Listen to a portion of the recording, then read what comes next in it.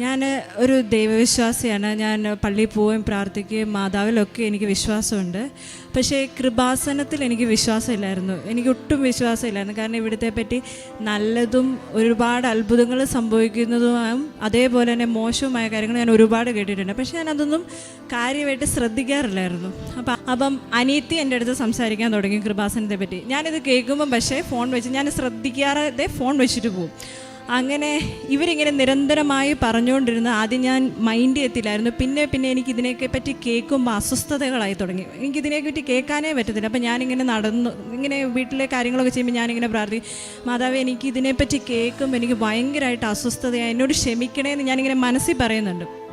അപ്പോൾ ഒരു ദിവസം ഞാൻ അമ്മയുടെ അടുത്ത് പറഞ്ഞു, അമ്മ ഇതിനെപ്പറ്റി എന്നോട് ഇനി പറയരുത്, എനിക്ക് ഭയങ്കര ദേഷ്യം, കൃപാസനത്തെ പറ്റി അമ്മ എന്നോട് പറയരുത്, എനിക്ക് ഭയങ്കര ദേഷ്യം. അമ്മ വിശ്വസിക്കുന്നെങ്കിൽ വിശ്വസിച്ചോ, പ്രാർത്ഥിച്ചോളൂ, പക്ഷേ എനിക്ക് അതിനോട് താല്പര്യമില്ല എന്ന് പറഞ്ഞു. എൻ്റെ മൂത്ത മോന്, അവന് 11 വയസ്സാണ്. മൂത്ത മോൻ ഉണ്ടായപ്പോൾ തന്നെ അവൻ്റെ സ്പൈനൽ കോഡിൻ്റെ മേളിൽ ഒരു സിസ്റ്റ് ഉണ്ട്. അവന് ഫിസിക്കലി അവൻ ഓക്കെയാണ്, പക്ഷേ അവൻ്റെ കൈയും കൊണ്ട് ചെയ്യുന്ന മൂവ്മെൻറ്റ്സിനൊക്കെ ചെറിയ പ്രശ്നമുണ്ട്, എഴുതാൻ ചെറിയ ബുദ്ധിമുട്ടുണ്ട്, അവൻ്റെ ഫൈൻ മൂവ്മെൻറ്റ്സിനെല്ലാം പ്രശ്നമാണ്. അപ്പോൾ ഞാൻ പറഞ്ഞു, അവനിങ്ങനെ കൈ വല്ലാണ്ട് സ്ട്രെച്ച് ചെയ്യുന്നത് കാണുമ്പോൾ, കൈയുടെ അസ്വസ്ഥത കാണുമ്പോൾ എനിക്ക് വല്ലാത്ത വിഷമമായിരുന്നു. അപ്പോൾ ഞാൻ അമ്മയുടെ അടുത്ത് പറഞ്ഞു, അമ്മ അവന് വേണ്ടി പ്രാർത്ഥിക്കണം, അവൻ്റെ അസ്വസ്ഥതകളൊന്നും മാറാൻ വേണ്ടി അവന് വേണ്ടി പ്രാർത്ഥിക്കണം എന്ന് പറഞ്ഞു. അപ്പോൾ അമ്മ എൻ്റെ അടുത്ത് പറഞ്ഞു, ഞാൻ പ്രാർത്ഥിക്കില്ല, നീ കൃപാസനത്തിൽ പോയി ഉടമ്പടി എടുക്കുക, കൊച്ചെന്തായാലും സുഖമാകുമെന്ന് പറഞ്ഞു. അപ്പോൾ എനിക്ക് വല്ലാതെ ദേഷ്യം വന്നു. അപ്പോൾ ഞാൻ, അമ്മ എന്തിനീ പ്രതിസന്ധി വരുമ്പം അല്ലെ വിഷമങ്ങൾ വരുമ്പോൾ അത്ഭുതങ്ങളുടെ പുറകെ പോകുന്നത്? നമുക്ക് ദൈവം അറിഞ്ഞുകൊണ്ടാണ് നമ്മുടെ ജീവിതത്തിൽ ഓരോ വിഷമങ്ങൾ വരുന്നത്. അത് ഏറ്റെടുത്ത് അതിൻ്റെ ആ വിഷമങ്ങൾ തന്ന ഈശോ നമ്മളെ രക്ഷിക്കും, അതെനിക്ക് ഉറപ്പാണ്. അതിൻ്റെ അകത്ത് എന്തിനാ ഒരാൾ കൃപാസനത്തിൽ എന്താ ഒരു പ്രത്യേകത? കൃപാസനം എല്ലാ മാതാവും ഒന്നല്ലേ? അമ്മ എന്നോട് എനിക്ക് അതിലൊട്ട് വിശ്വാസമില്ല. എന്നിട്ട് ഞാനൊരു കാര്യം കൂടെ പറഞ്ഞു, അമ്മേ എനിക്ക് 2 കുഞ്ഞുങ്ങളാണുള്ളത്, എൻ്റെ ജീവിതത്തിലെ എല്ലാം അവരാണ്, എൻ്റെ ജീവിതത്തിലെ എല്ലാ ത്യാഗങ്ങളും ഞാൻ അവർക്ക് വേണ്ടിയാണ് ചെയ്തേക്കുന്നത്. പക്ഷെ അവരിൽ ഒരാളെ ദൈവം കൊണ്ടുപോകുമെന്ന് പറഞ്ഞാൽ പോലും അത് ദൈവത്തിൻ്റെ പദ്ധതിയാണെന്ന് ഞാൻ വിശ്വസിക്കുകയുള്ളൂ. പക്ഷേ ഞാൻ കൃപാസനത്തിൽ പോയില്ല എന്ന് പറഞ്ഞു. എനിക്കറിയില്ല ഞാൻ എങ്ങനെ അത് പറഞ്ഞതെന്ന് എനിക്കറിയത്തില്ല. അതിൻ്റെ പേര് ശോഭ സൈമൺ. ഞാൻ ബാംഗ്ലൂരിൽ നിന്നാണ് വരുന്നത്. ഞാൻ ഇന്നലെയാണ് ഇവിടെ ഉടമ്പടി എടുത്തത്. അപ്പോൾ ആദ്യം തന്നെ ഞാൻ ഇവിടെ വന്ന് നിന്ന് സാക്ഷ്യം പറയാൻ സാധിച്ചതിന് മാതാവിനോടും ഈശോനോടും ഞാൻ നന്ദി പറയുന്നു. ഞാൻ ഒരു ദൈവവിശ്വാസിയാണ്. ഞാൻ പള്ളിയിൽ പോവുകയും പ്രാർത്ഥിക്കുകയും മാതാവിലൊക്കെ എനിക്ക് വിശ്വാസമുണ്ട്. പക്ഷേ കൃപാസനത്തിൽ എനിക്ക് വിശ്വാസമില്ലായിരുന്നു. എനിക്ക് ഒട്ടും വിശ്വാസമില്ലായിരുന്നു. കാരണം ഇവിടുത്തെ പറ്റി നല്ലതും ഒരുപാട് അത്ഭുതങ്ങൾ സംഭവിക്കുന്നതും അതേപോലെ തന്നെ മോശവുമായ കാര്യങ്ങൾ ഞാൻ ഒരുപാട് കേട്ടിട്ടുണ്ട്. പക്ഷേ ഞാൻ അതൊന്നും കാര്യമായിട്ട് ശ്രദ്ധിക്കാറില്ലായിരുന്നു. അപ്പോൾ ആ ഇടയ്ക്കാണ് എൻ്റെ അമ്മ ഇവിടുത്തെ യൂട്യൂബ് സാക്ഷ്യങ്ങളെല്ലാം കേൾക്കാൻ തുടങ്ങി. അപ്പോൾ അമ്മ എൻ്റെ അടുത്ത് ഇടയ്ക്ക് വിളിച്ചിട്ട് പറയും, സാക്ഷ്യങ്ങൾ നീ ഒന്ന് കേട്ട് നോക്ക്, ഒരുപാട് അത്ഭുതങ്ങൾ നടക്കുന്ന സ്ഥലമാണെന്ന് പറഞ്ഞു. പക്ഷേ ഞാനൊന്നും മറുപടി പറഞ്ഞില്ല, ഞാൻ അതിനെ ശ്രദ്ധിക്കത്തില്ലായിരുന്നു. അത് കഴിഞ്ഞൊരു 3-4 മാസങ്ങൾക്ക് മുമ്പ് എൻ്റെ അമ്മയും അനിയത്തി ഇവിടെ വന്ന് ഉടമ്പടി എടുത്തു. ഉടമ്പടി എടുത്തതിൽ അമ്മയ്ക്ക് വലിയൊരു രോഗശാന്തി ഉണ്ടായി. അനിയത്തി വന്ന് അതിനെപ്പറ്റി സാക്ഷ്യം പറയുകയൊക്കെ ചെയ്തു. എന്നിട്ടും ഞാൻ വിശ്വസിക്കാൻ തയ്യാറായില്ല. അപ്പോൾ ഇവരിങ്ങനെ എല്ലാ ദിവസവും വിളിക്കുമ്പോൾ എന്നോട് ഇങ്ങനെ ഇവിടുത്തെ ഞങ്ങളുടെ സംസാരം അവസാനിക്കുന്ന മിക്കവാറും കൃപാസനത്തെ പറ്റി പറയുമ്പോഴായിരിക്കും. അപ്പോൾ അമ്മ കൃപാസനത്തെ പറ്റി പറയാൻ തുടങ്ങുമ്പോൾ തന്നെ ഞാൻ പെട്ടെന്ന്, അമ്മ എനിക്ക് തിരക്കുണ്ടെന്ന് പറഞ്ഞിട്ട് ഞാൻ ഫോൺ വെച്ചിട്ട് പോകും. അപ്പോൾ അവർക്ക് മനസ്സിലായി എനിക്കിത് തീരെ ഇഷ്ടമില്ലാത്തൊരു കാര്യമെന്ന് മനസ്സിലായി. അപ്പം എൻ്റെ അനിയത്തി ഉടമ്പടി എടുത്തപ്പം ആ ഉടമ്പടിയിലെ ഒരു നിയോഗം, കുടുംബത്തിലുള്ള എല്ലാവരും കൃപാസനം മാതാവിൻ്റെ വിശ്വാസികളാണെന്നുള്ളായിരുന്നു അവൾ വെച്ച ഒരു നിയോഗം. അപ്പം അനിയത്തി എൻ്റെ അടുത്ത് സംസാരിക്കാൻ തുടങ്ങി കൃപാസനത്തെ പറ്റി. ഞാനിത് കേൾക്കുമ്പം പക്ഷേ ഫോൺ വെച്ച് ഞാൻ ശ്രദ്ധിക്കാതെ ഫോൺ വെച്ചിട്ട് പോകും. അങ്ങനെ ഇവരിങ്ങനെ നിരന്തരമായി പറഞ്ഞുകൊണ്ടിരുന്ന ആദ്യം ഞാൻ മൈൻഡ് ചെയ്യത്തില്ലായിരുന്നു. പിന്നെ എനിക്കിതിനെയൊക്കെ പറ്റി കേൾക്കുമ്പോൾ അസ്വസ്ഥതകളായി തുടങ്ങി. എനിക്കിതിനെപ്പറ്റി കേൾക്കാനേ പറ്റത്തില്ല. അപ്പം ഞാനിങ്ങനെ ഇങ്ങനെ വീട്ടിലെ കാര്യങ്ങളൊക്കെ ചെയ്യുമ്പോൾ ഞാനിങ്ങനെ പ്രാർത്ഥിക്കും, മാതാവേ എനിക്ക് ഇതിനെപ്പറ്റി കേൾക്കുമ്പോൾ എനിക്ക് ഭയങ്കരമായിട്ട് അസ്വസ്ഥതയായി, എന്നോട് ക്ഷമിക്കണേന്ന് ഞാനിങ്ങനെ മനസ്സിൽ പറയുന്നുണ്ട്.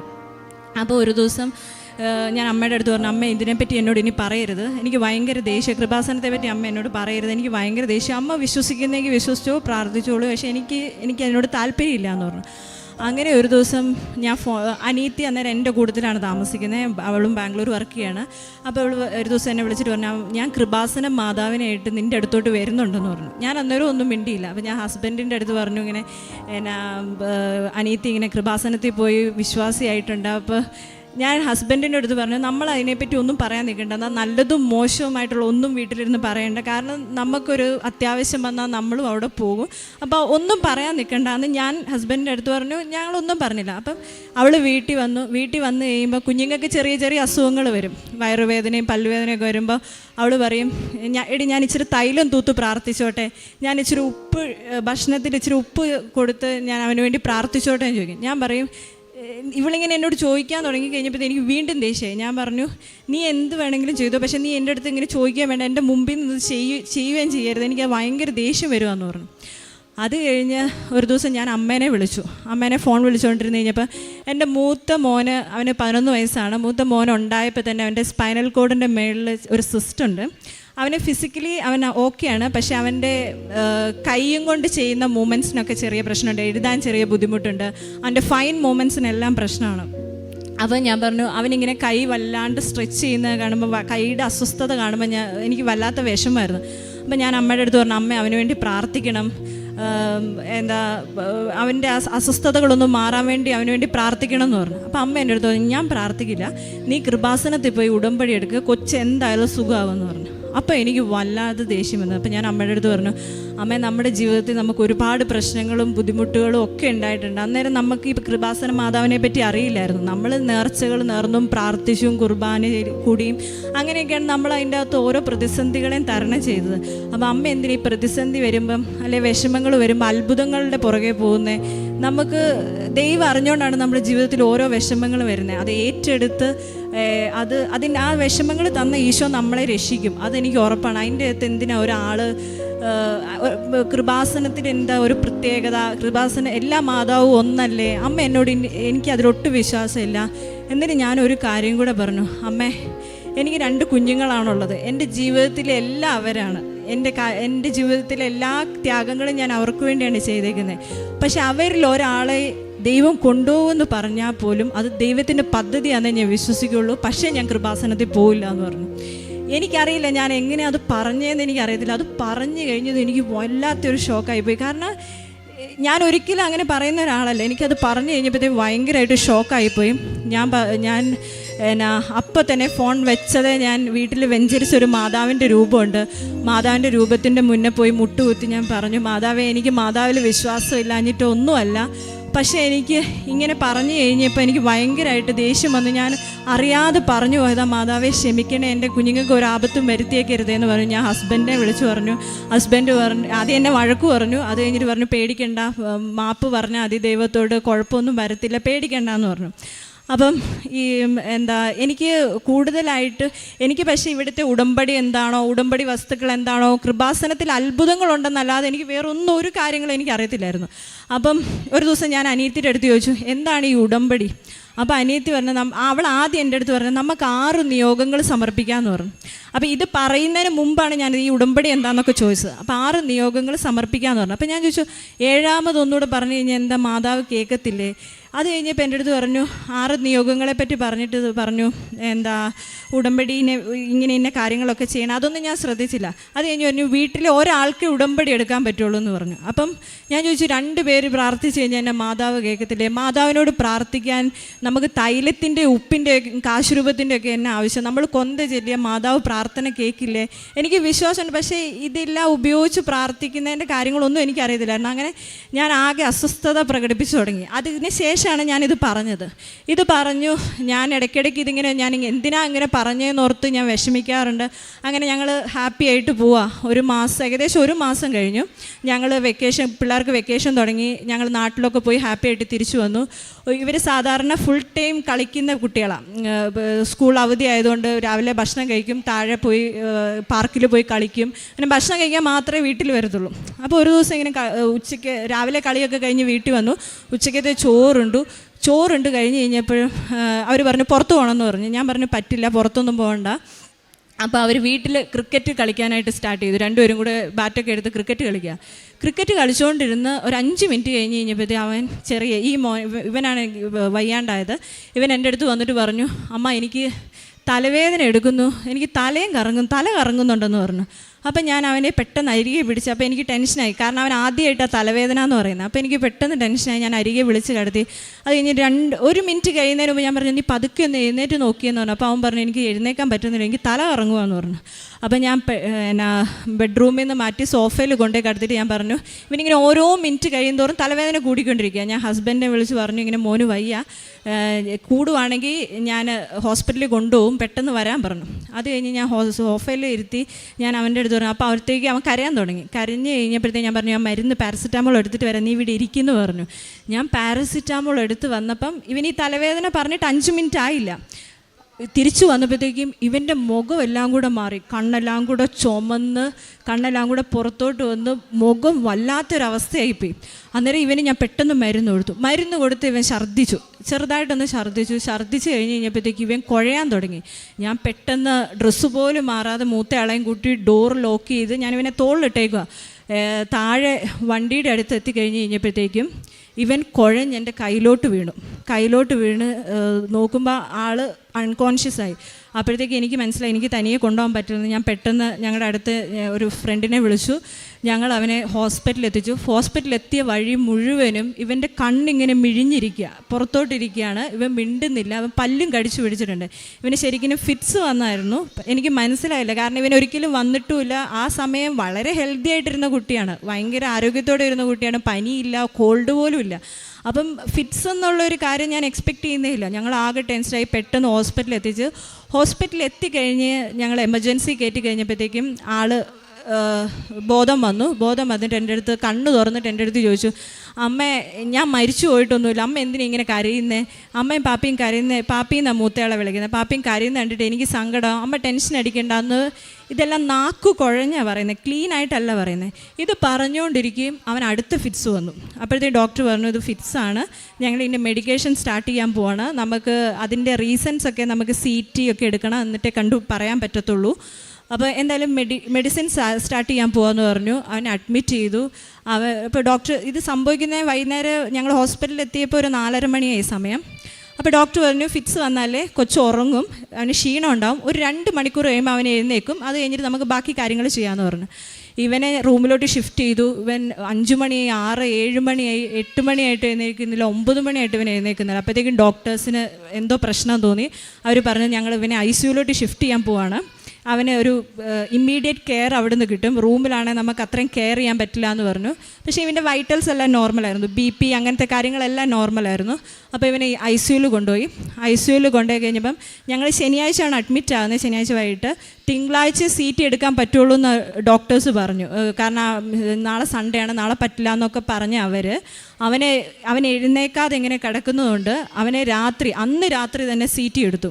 ശരിക്കും കൊച്ചു കോമയിലായിപ്പോയതായിരുന്നു. അവർക്കും ഡോക്ടേഴ്സിനും മനസ്സിലായില്ല എന്താ സംഭവം എന്ന് മനസ്സിലായില്ല. അവർ CT എടുത്തപ്പോൾ നോർമലാണ്, ബാക്കി ബ്ലഡ് ടെസ്റ്റുകളുടെ റിസൾട്ട് വരുന്ന എല്ലാം ക്ലീനാണ്.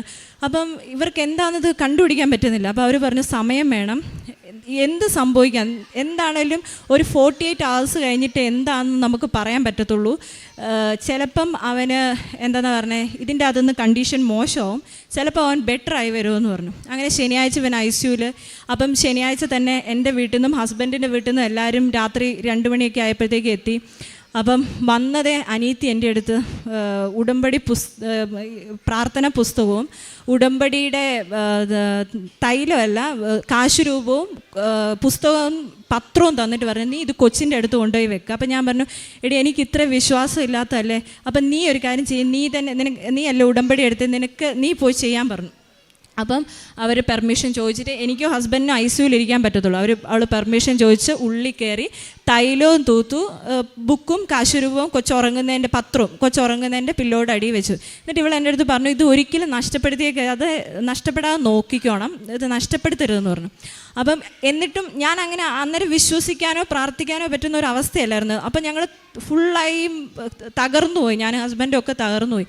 അങ്ങനെ ഞങ്ങൾ ഇരുന്നു. അവൾ തൈലം തൂത്ത് പ്രാർത്ഥിച്ചു. കൊച്ചിന് മാറ്റമൊന്നുമില്ല. അത് കഴിഞ്ഞിട്ട് ഞങ്ങൾ ഞായറാഴ്ച വെളുപ്പിനായി. കൊച്ചിങ്ങനെ തന്നെ കോമ്പൽ തന്നെ കിടക്കുകയാണ്. അത് കഴിഞ്ഞ് ഞായറാഴ്ച ഒരു 10 മണിയായപ്പോഴത്തേക്ക് പനി സ്റ്റാർട്ട് ചെയ്തു. അപ്പോൾ ഇവൻ്റെ കണ്ടീഷൻ മോശമായിക്കൊണ്ടിരിക്കുക. പനി തുടങ്ങി അവർ മരുന്ന് കൊടുത്തപ്പോഴത്തേക്ക് ഇവന് വീണ്ടും ഫിറ്റ്സ് വന്നു. വീണ്ടും ഫിറ്റ്സും ഛർദി എല്ലാം കൂടെ വന്നു. അപ്പോൾ ഡോക്ടേഴ്സിനും ടെൻസ്ഡായി. അവർ പറഞ്ഞു ഇനി 48 hours കഴിഞ്ഞിട്ടേ നമുക്ക് കൊച്ചിനെ പറ്റി എന്തെങ്കിലും പറയാൻ പറ്റത്തുള്ളൂ. ചിലപ്പം ഇവൻ്റെ കണ്ടീഷൻ ചിലപ്പോൾ ഇങ്ങനെ വീണ്ടും ഫിറ്റ്സ് വരുന്നതുകൊണ്ട് ഇവന് ഹാർട്ട് അറ്റാക്ക് വരാൻ സാധ്യതയുണ്ട്.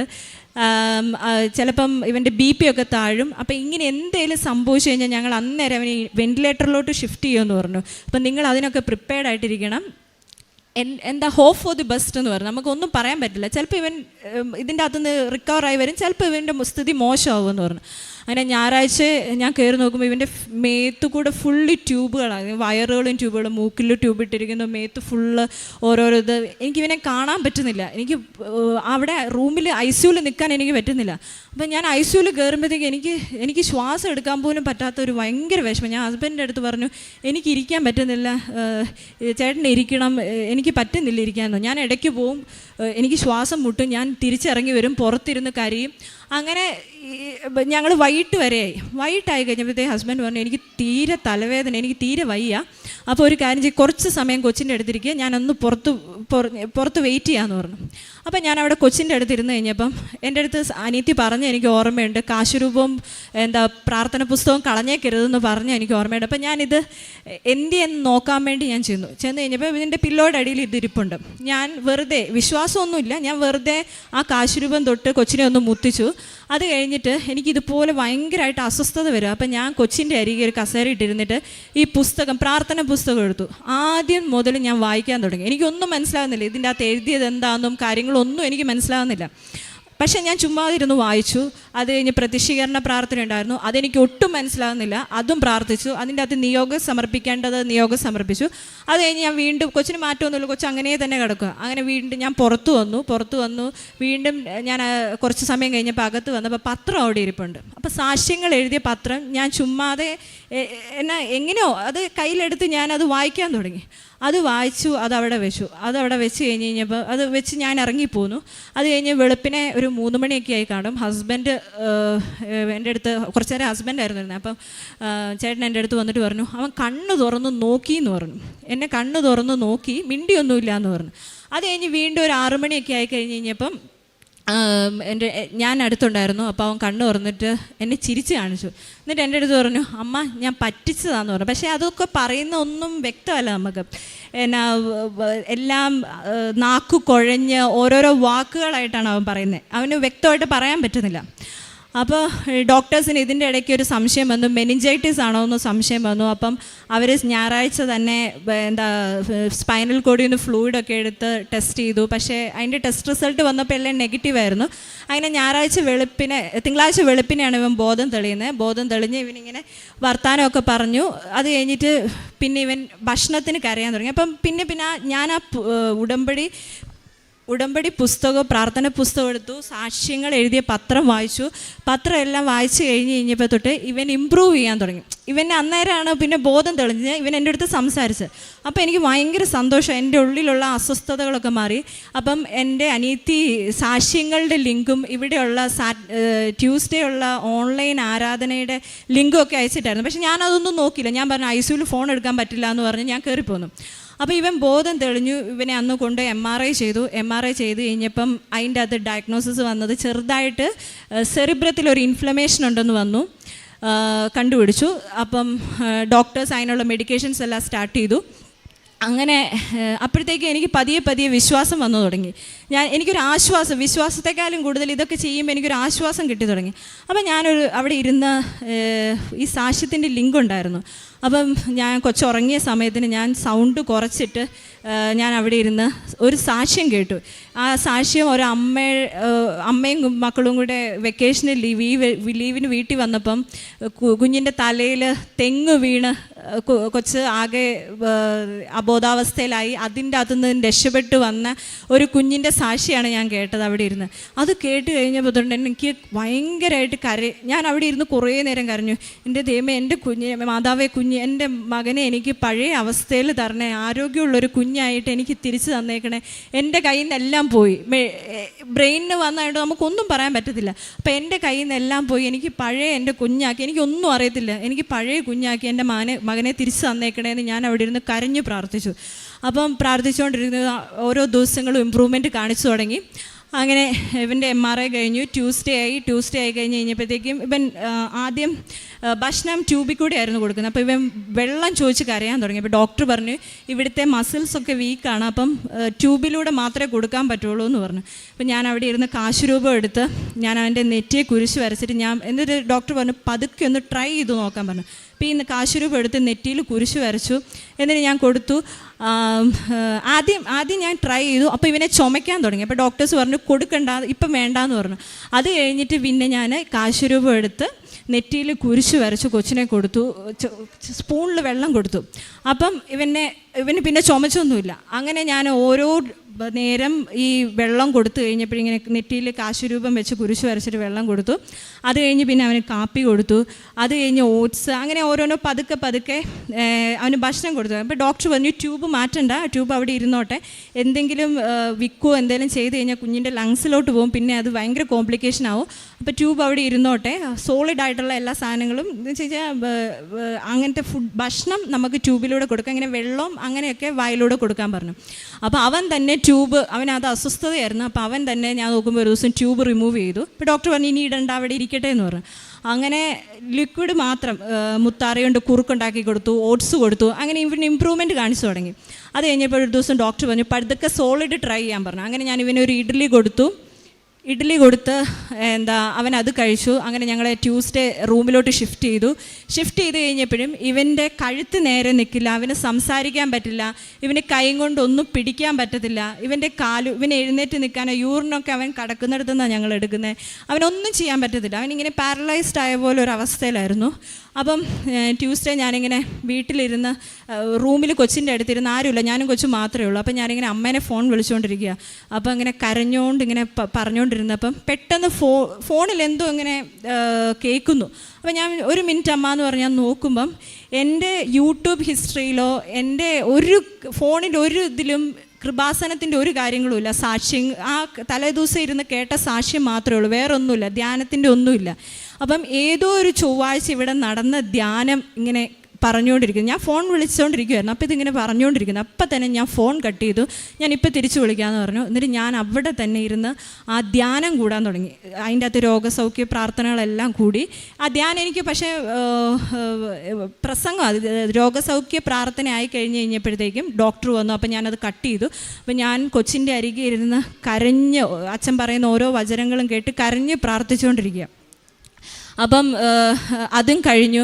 അത് കഴിഞ്ഞ് ഞാൻ ICUവിലായിരുന്നപ്പം ഞാൻ പറഞ്ഞല്ലോ ഞാനൊരു സാക്ഷ്യം കേട്ടായിരുന്നെന്ന്. ആ സാക്ഷ്യത്തിൻ്റെ അകത്ത് ആ ചേച്ചി പറയുന്നുണ്ട് ഞാൻ വചനം എഴുതി പ്രാർത്ഥിക്കുമായിരുന്നു, കൊച്ചിൻ്റെ ICUവിൻ്റെ മുമ്പിലിരുന്ന് ഞാൻ വചനം എഴുതി പ്രാർത്ഥിക്കുമായിരുന്നെന്ന് പറഞ്ഞു.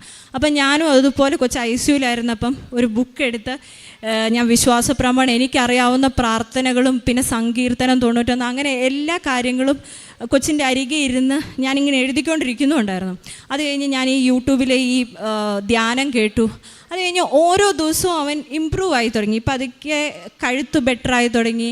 അങ്ങനെ ഡോക്ടർ ഒരു ദിവസം വന്ന് പറഞ്ഞു ഞങ്ങളുടെ ഭാഗത്തു നിന്നുള്ള എല്ലാം കഴിഞ്ഞു, അപ്പം നിങ്ങൾക്ക് ഈ ശനിയാഴ്ച വീട്ടിൽ ഡിസ്ചാർജ് ചെയ്യാം, ഒരു 3 മാസമെങ്കിലും സ്റ്റിറോയിഡ് എടുക്കേണ്ടി വരും മിനിമം, എന്നാൽ ഇവൻ നേരെ ആവത്തുള്ളൂ. അപ്പം ഞാൻ ചോദിച്ചു ഫുൾ റിക്കവേർഡ് ആവുമോ ഡോക്ടർ? അപ്പോൾ പറഞ്ഞു നമുക്കൊന്നും പറയാൻ പറ്റത്തില്ല, 80% ഓക്കെ ആവും, 20% നമുക്കൊന്നും പറയാൻ പറ്റത്തില്ല, ചിലപ്പോൾ എന്തെങ്കിലുമൊക്കെ മിസ്സിങ് ആയിട്ടുണ്ടാവും, ബ്രെയിനിന് വന്നതല്ലേ എന്ന് ഡോക്ടർ പറഞ്ഞു. അപ്പോഴും നമുക്കൊന്നും ചെയ്യാനില്ല, ഡോക്ടേഴ്സും ഒന്നും ചെയ്യാനില്ല എന്ന് പറഞ്ഞു. അപ്പം നമുക്ക് പിന്നെ പ്രാർത്ഥിക്കാൻ മാത്രമേ ഉള്ളൂ. ഒരുപാട് ആളുകൾ ഇതിനു വേണ്ടി പ്രാർത്ഥിക്കുന്നുണ്ടായിരുന്നു. അപ്പോഴത്തേക്കും ഞാൻ ആ സമയം കൊണ്ട് ഉടമ്പടി പത്രം വായിച്ചു, പിന്നെ പ്രാർത്ഥന പുസ്തകം വായിച്ചു, കാശുരൂപ ഉപയോഗിച്ചു, തൈലം മാത്രം യൂസ് ചെയ്യാനായിട്ട് എനിക്ക് ഉടമ്പടി എടുക്കാത്തതുകൊണ്ട് ഞാൻ യൂസ് ചെയ്തില്ല. അങ്ങനെ ഡിസ്ചാർജ് ചെയ്ത് വീട്ടിൽ വന്നു കഴിഞ്ഞപ്പം ഞങ്ങൾ ഹോസ്പിറ്റലിൽ നിന്ന് കൊണ്ടുവരുന്നത് അവനെ എടുത്തോണ്ട് അവനെ തോളിലിട്ട് അവന് നേരെ നിൽക്കാനൊന്നും പറ്റുന്നില്ല, ഒന്നും ചെയ്യാൻ പറ്റുന്നില്ല, അതേ അവസ്ഥ തന്നെ, കഴുത്ത് നേരെ നിൽക്കത്തില്ല. അപ്പം ഹസ്ബൻഡിൻ്റെ അനിയൻ, ഞാൻ പറഞ്ഞു എന്നെക്കൊണ്ട് എടുക്കാൻ പറ്റുകയല്ല അവനെ എന്ന് പറഞ്ഞ് അവനെ തോളിലിട്ടുകൊണ്ട് കൊണ്ടുവന്നു, തോളിലിട്ട് വീട്ടിൽ കൊണ്ടുവന്നു. അപ്പോഴും കൊച്ചു ബെഡിൽ തന്നെയാണ്, ഒന്നും ചെയ്യാൻ പറ്റുന്നില്ല. അപ്പം ഡോക്ടർ പറഞ്ഞു മിനിമം 1 മാസം എടുക്കും അവന് റിക്കവറായി വരാൻ, അവൻ്റെ കാര്യങ്ങളെല്ലാം ചെയ്യാൻ 1 മാസം എടുക്കും, അതിലും ചിലപ്പോൾ എന്തെങ്കിലുമൊക്കെ മിസ്സിങ് ഉണ്ടാവുമെന്ന് പറഞ്ഞു. അപ്പോൾ ഞങ്ങളാകെ വിഷമിച്ച് ഓരോ ദിവസങ്ങളും തള്ളി നീക്കിക്കൊണ്ടിരിക്കുക. അപ്പോഴാണ് ഓരോ ദിവസവും ഞങ്ങളെ ആശ്വസിപ്പിക്കാനെന്ന് പറഞ്ഞാൽ അവൻ ഓരോ ഇമ്പ്രൂവ്മെൻറ്റ് കാണിച്ചു തുടങ്ങി. വീട്ടിൽ വന്നു പിറ്റേ ദിവസം അവൻ കഴുത്ത് നേരെ വെക്കാൻ തുടങ്ങി. അതിൻ്റെ പിറ്റേ ദിവസം അവൻ ബെഡിൽ നിന്ന് തനിയെ എഴുന്നേറ്റിരിക്കാൻ, ഞങ്ങളുടെ ചെറിയൊരു സപ്പോർട്ടോട് കൂടി എഴുന്നേറ്റിരിക്കാൻ തുടങ്ങി. പിന്നെ അവൻ തനിയെ എഴുന്നേറ്റിരിക്കാൻ തുടങ്ങി. പിന്നെ അവൻ എഴുന്നേറ്റ് നിന്ന് നോക്കി, പിന്നെ നടന്നു. അപ്പോൾ എൻ്റെ അമ്മ എല്ലാ ദിവസവും പ്രതിഷേധന പ്രാർത്ഥനയും ബാക്കി കാര്യങ്ങളെല്ലാം അമ്മ ചെയ്യുന്ന, അമ്മ ഉടമ്പടി എടുത്തിട്ടില്ല, പക്ഷേ ഉടമ്പടി എടുക്കുന്നവർ ചെയ്യുന്ന എല്ലാ കാര്യങ്ങളും അമ്മ ചെയ്യുന്നുണ്ടായിരുന്നു. അപ്പോൾ അമ്മ മാതാവിൻ്റെ അടുത്ത് പ്രാർത്ഥിച്ചു. അപ്പോൾ ഞങ്ങൾ ഡിസ്ചാർജ് ചെയ്ത് വന്നതിൻ്റെ പിറ്റേ ആഴ്ചയാണ് ആദ്യത്തെ റിവ്യൂ ഡോക്ടറുടെ അടുത്ത് പറഞ്ഞേക്കുന്നത്. അപ്പം അന്നേരം മാതാവ് എൻ്റെ കുഞ്ഞിനെ നടത്തിക്കൊണ്ട് പോകാൻ പറ്റണേന്ന് പ്രാർത്ഥിച്ചു. അത്ഭുതം പോലെ ഞങ്ങൾ ഹോസ്പിറ്റലിൽ പോകാൻ നേരത്ത് അതിൻ്റെ തലേ ദിവസം തന്നെ അവൻ നടന്നു തുടങ്ങി. അവനെ ഞങ്ങൾ പിടിക്കുന്നുണ്ട്, ചിലപ്പം കുറച്ചങ്ങ് നടക്കുമ്പോഴത്തേ അവൻ വീഴും, എങ്കിലും പിടിക്കുന്നുണ്ട്. അങ്ങനെ ഞങ്ങൾ ഹോസ്പിറ്റലിൽ പോകാൻ ഇറങ്ങിക്കഴിഞ്ഞ് അവനെ ഡ്രസ്സൊക്കെ മറിച്ച് അവൻ്റെ ഷൂസൊക്കെ ഇടിച്ച് ഞങ്ങൾ 2 കൈ പിടിച്ച് അവനെ ഹോസ്പിറ്റലിൽ കൊണ്ടുപോയി. ഡോക്ടർക്ക് കണ്ടു കഴിഞ്ഞപ്പോൾ ഭയങ്കര അത്ഭുതമായി. ഡോക്ടർ ഭയങ്കര ഹാപ്പിയായി, ഇത്ര പെട്ടെന്ന് ഒരാഴ്ച കൊണ്ട് ഇത്രയും ആൾ റിക്കവർ ആയെന്ന് ചോദിച്ചു. എങ്കിലും അവൻ്റെ കൈയൊന്നും പ്രോപ്പറായിട്ടില്ലായിരുന്നു. പിന്നെ അമ്മ എല്ലാ ദിവസവും എൻ്റെ നെറ്റിയിൽ തൈലം തൂക്കുമായിരുന്നു. ചൊവ്വാഴ്ചകളിലെ പ്രാർത്ഥന, ഇവിടുത്തെ ആരാധന കൂടി. അങ്ങനെ ഇപ്പം ഇന്ന് ജൂൺ 4-ാം തീയതി എൻ്റെ കോമയിലായി കിടന്ന എല്ലാ കാര്യങ്ങളും ഒന്നും ചെയ്യാൻ പറ്റത്തില്ലാത്ത എൻ്റെ കുഞ്ഞാണ് ഇപ്പോൾ ആരോഗ്യത്തോടു കൂടി ഇരിക്കുന്നത്. ഒരു മിറാക്കുലസ് റിക്കവറിയാണ്. ഞാൻ വിശ്വാസത്തോടു കൂടി ഉടമ്പടി തൈലവും കാശുരൂപവും സാക്ഷ്യങ്ങൾ എഴുതിയ പത്രവും ഓൺലൈൻ സാക്ഷി, അങ്ങനെ ഞാൻ എന്തൊക്കെ കൃപാസനത്തിൻ്റെ കാര്യങ്ങൾ വെറുത്തിരുന്നോ അതെല്ലാം ഞാൻ വിശ്വാസത്തോടു കൂടി ചെയ്ത് കഴിഞ്ഞപ്പോഴത്തേക്കും എൻ്റെ കുഞ്ഞാണ്, ആ വയ്യാതായ കുഞ്ഞാണ് ഇവിടെ നിൽക്കുന്നത്. 3 മാസം എന്ന് പറഞ്ഞ സ്റ്റിറോയിഡ് എന്ന് പറഞ്ഞത് ഇപ്പോൾ ഈ മാസം 23 ആകുമ്പം അത് പെട്ടെന്ന് സ്റ്റോപ്പ് ചെയ്യാൻ പറ്റില്ല, പതുക്കെ അത് സ്റ്റോപ്പ് ചെയ്യാൻ പറ്റുള്ളൂ. ഇപ്പോൾ ഈ മാസം 23 കൂടി അവൻ്റെ മെഡിക്കേഷൻസ് എല്ലാം കഴിയും. അവനെ അടുത്ത മാസം തൊട്ട് ഞങ്ങൾക്ക് സ്കൂളിൽ വിടാം. ഈ ഒരു വർഷം ഞങ്ങൾ സ്കൂളിൽ വിടുന്നില്ല എന്നൊക്കെ പ്ലാൻ ചെയ്തു, കാരണം ഇവൻ എന്ന് റിക്കവർ ആവുമെന്ന് നമുക്ക് പറയാൻ പറ്റില്ല. അപ്പം ഡോക്ടർ ഇവനെ ഫിസിയോതെറാപ്പിക്ക് വേണ്ടി ഞങ്ങൾക്ക് സജഷൻസ്, ഞങ്ങൾക്ക് അതിൻ്റെ സ്റ്റെപ്സൊക്കെ കാണിച്ചു തന്ന ഡോക്ടർ ഇവനെ പിറ്റേ ആഴ്ചയൊക്കെ കണ്ടു കഴിഞ്ഞപ്പോഴത്തേക്ക് ആദ്യം പറഞ്ഞു, ഓ മൈ ഗോഡ്, ഇവൻ ഇത്രയും റിക്കവർ ആയോ, ഇനിയിപ്പോൾ ഇവന് ഇതിൻ്റെ ഫിസിയോതെറാപ്പിയുടെ ഒന്നും ആവശ്യമില്ല. ഇവൻ ഒന്നും ഞങ്ങൾ ചെയ്യിച്ചില്ല, ഫിസിയോതെറാപ്പി ഒന്നും ചെയ്യിച്ചില്ല. ഇവൻ ഞാൻ എന്തൊക്കെ എനിക്ക് അവിശ്വാസം ഉണ്ടായിരുന്നോ ആ പരിപൂർണ വിശ്വാസത്തിലോട്ട് വന്നത് എൻ്റെ കുഞ്ഞു സുഖമായി. ഇപ്പോൾ ഒരു മാസം ആയതേ ഉള്ളൂ. എൻ്റെ വയ്യാണ്ടായ കുഞ്ഞാണ് നിൽക്കുന്നത്. അപ്പം ഞാൻ അന്ന് ശനിയാഴ്ച അഡ്മിറ്റ് ചെയ്തപ്പം ഞാൻ മാതാവിനോട് നേർന്നായിരുന്നു, ഞാനിവിടെ കൃപാസനത്തിൽ വന്ന് ഞാൻ ഇങ്ങനെയൊക്കെ പറഞ്ഞായിരുന്നു, എനിക്ക് ഇത്രയും വിശ്വാസം ഇല്ലായിരുന്നു എന്ന് പറഞ്ഞ് സാക്ഷ്യം പറഞ്ഞോളാം. ഞാൻ അതെല്ലാം ആളുകളുടെ മുമ്പിൽ ഇവിടെ വന്ന് ഈ അൾത്താരയുടെ മുമ്പിൽ നിന്ന് പറഞ്ഞ് സാക്ഷ്യം പറഞ്ഞോളാമെന്ന് ഞാൻ മാതാവിനോട് നേർന്നായിരുന്നു. ആ ഒരു നേർച്ച മാത്രമേ ഞാൻ എടുത്തിട്ടുണ്ടായിരുന്നുള്ളൂ. കാരണം അപ്പം പിന്നീട് എല്ലാ ആളുകളും പറഞ്ഞു, ഇതെന്താണ് ഇങ്ങനെ ഒരു ഇൻഫ്ലമേഷൻ സെറിബ്രത്തിൽ വരാൻ കാരണം എന്താണെന്ന് ഇതുവരെ ആർക്കും കണ്ടുപിടിച്ചു, അതിനൊരു പ്രോപ്പർ റീസൺ പറയുന്നില്ല. അപ്പം ഞങ്ങളിങ്ങനെ സെക്കൻഡ് ഒപ്പീനിയനൊക്കെ എടുക്കാൻ വേണ്ടി തുടങ്ങി കഴിഞ്ഞപ്പോഴത്തേക്കും ഞാൻ ഹസ്ബൻഡിൻ്റെ അടുത്ത് പറഞ്ഞു, എവിടെയും പോകണ്ട, അവനത് വരാനുള്ള റീസൺ ഞാനാണ്, എന്നെ കൂടുതൽ വിശ്വാസത്തിലോട്ട് കൊണ്ടുവരാൻ വേണ്ടിയായിരിക്കും അങ്ങനെ സംഭവിച്ചതെന്ന് പറഞ്ഞു. ഞാൻ ഇന്നലെ ഇവിടെ വന്നു. കുഞ്ഞിനെ ഡോക്ടർ പറഞ്ഞായിരുന്നു, കുഞ്ഞിനെ കൊണ്ട് ഒത്തിരി യാത്ര ചെയ്യേണ്ടെന്നൊക്കെ പറഞ്ഞായിരുന്നു. എങ്കിലും ഞങ്ങൾ ഇന്നലെ ഇവിടെ വന്നു. ഇന്നലെ ഞാൻ ഉടമ്പടി എടുത്തു. ഇന്ന് ഞങ്ങൾ തിരിച്ചു ബാംഗ്ലൂർക്ക് പോവാണ്. അപ്പം എൻ്റെ കുഞ്ഞിനെ പഴയ ആരോഗ്യത്തിലോട്ടാക്കി തന്ന മാതാവിന് ഞാൻ 1000 നന്ദി പറയുന്നു. 1000 നന്ദി ദൈവത്തിന് അർപ്പിക്കുന്നു.